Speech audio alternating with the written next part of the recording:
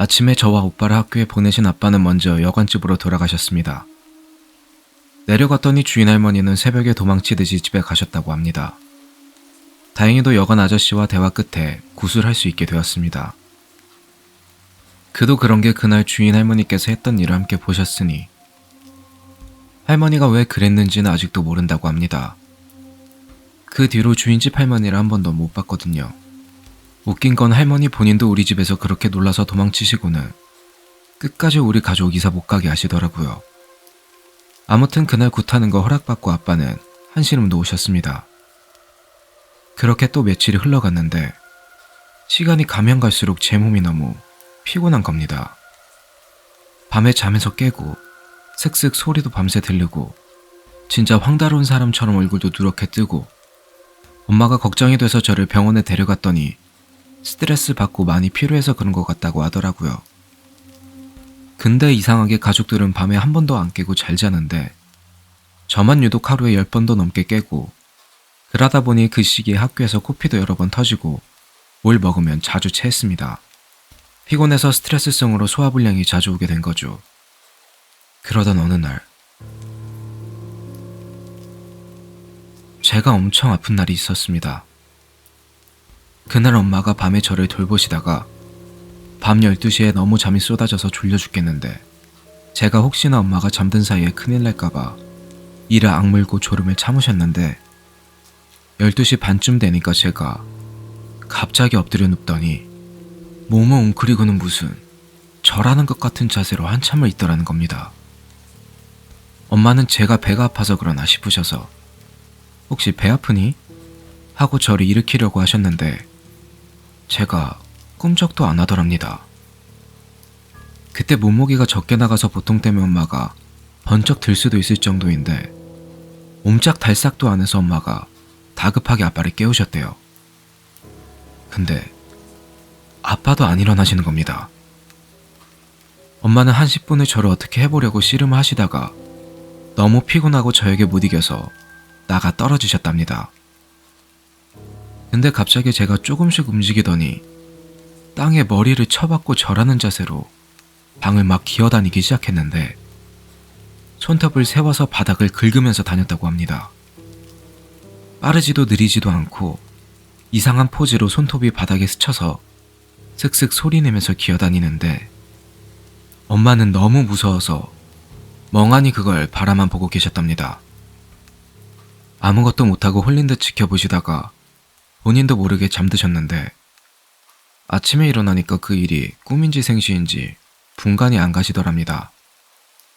그래서 당장 외할머니께 전화드려서 제가 아프단 것과 밤에 본 것을 말씀드렸더니 그 다음날 당장 무당 아줌마와 함께 내려오신다고 하셨습니다. 오후에 무당 아주머니께 전화가 왔습니다.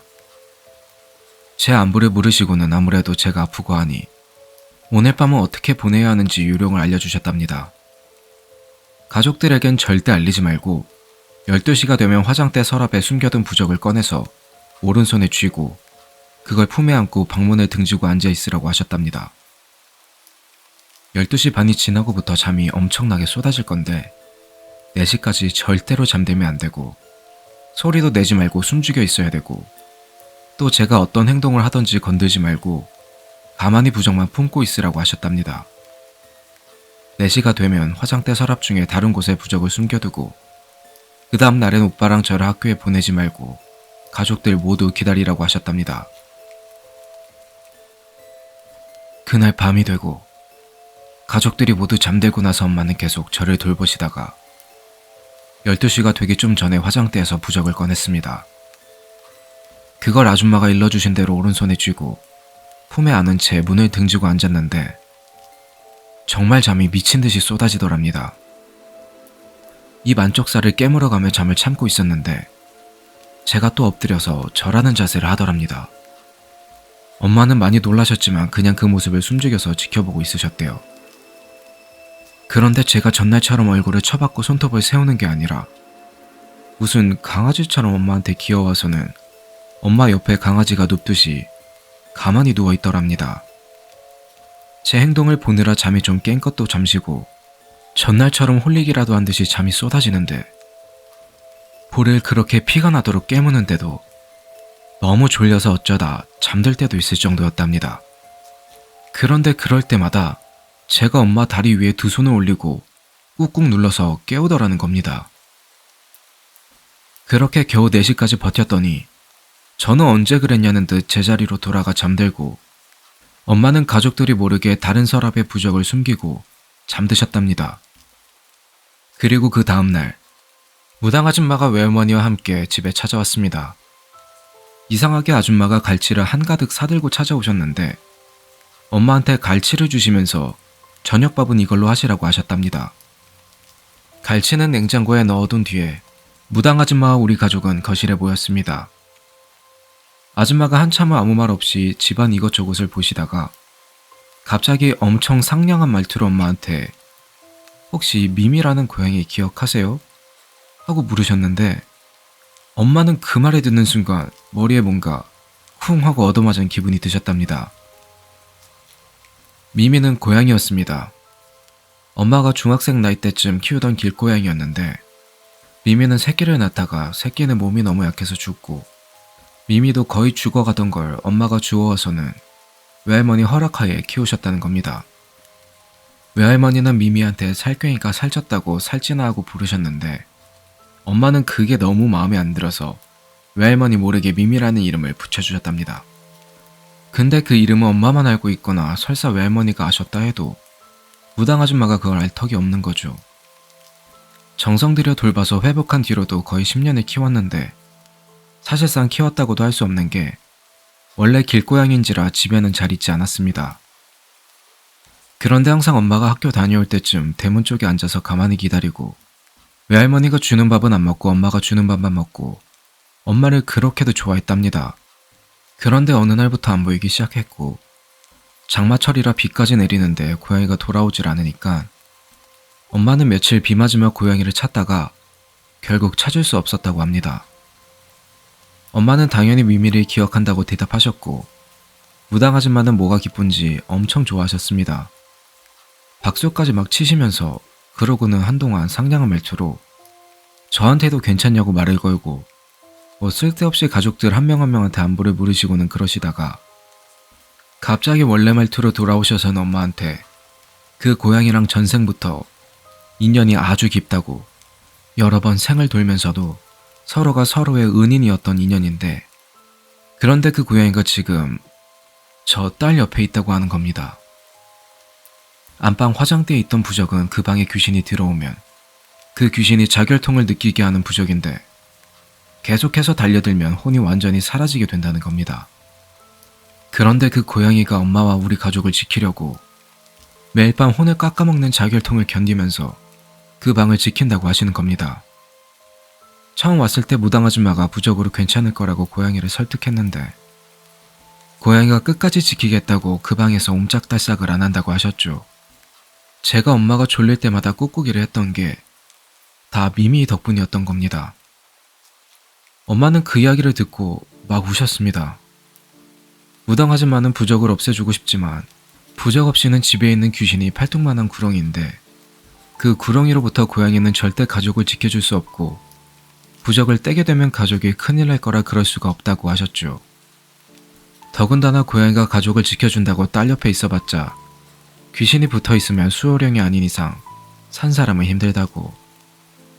고양이는 그것을 모르니 오늘은 고양이 혼이 다 갉아먹히기 전에 그 고양이를 보내주러 오셨다고 하셨습니다. 그날 저녁 식사 후 고양이를 성불시키는 제사를 간단하게 지냈습니다. 부실하기보다는 간단한 제사였습니다. 사오신 갈치는 제사상에 올라갔고요. 그때 저는 무당 아줌마가 시키는 대로 가만히 앉아 있었는데 제사 지내는 중간중간 기억이 뚝뚝 끊기는 안 나는 부분이 있습니다. 부모님 말로는 아무 일 없이 잘 끝났다고 하셨습니다. 무당 아줌마는 제사 후에 곧바로 가셨습니다. 당장 굿은 못하니까 몇 달 더 있으라고 하셨는데 이유는 말해주지 않았습니다. 그 당시에 가족들이 뭐 때문인지 따지고들 입장도 아니었고 부모님께서도 그런 성격이 못 되셔서 물어보지는 못했습니다. 아무튼 그 제사를 지내고부터 일단 저는 잠을 잘 자게 되었습니다. 근데 무당 아주머니가 가시면서 새로 당부하신 게 있었는데 오빠한테 꿈에 뭐가 나와서 말을 걸던 간에 대답을 하지 말라고 했습니다. 4번 이상 대답하면 안 된다 하고 그러고 내려가셨는데 그 뒤로 3개월 동안 가족끼리 안방에 갇히다시피 살았습니다. 이미 그 집에 겁을 집어먹은 탓에 스트레스도 만만치 않았습니다. 무당 아줌마가 안방 말고는 잠자리로 안전한 방 없다 하셨거든요. 그렇게 3개월 동안 오빠는 잊을만 하면 요상한 꿈을 꿨습니다.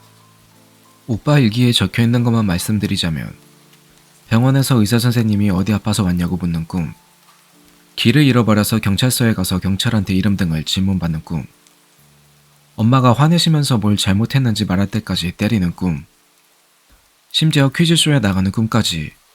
그게 무당 아줌마가 말하신 질문인진 몰라도 신기하게도 꿈 꿀 때마다 오빠는 남자 목소리가 꿈이다, 꿈이야 하고 말하는 목소리가 들렸다는 겁니다.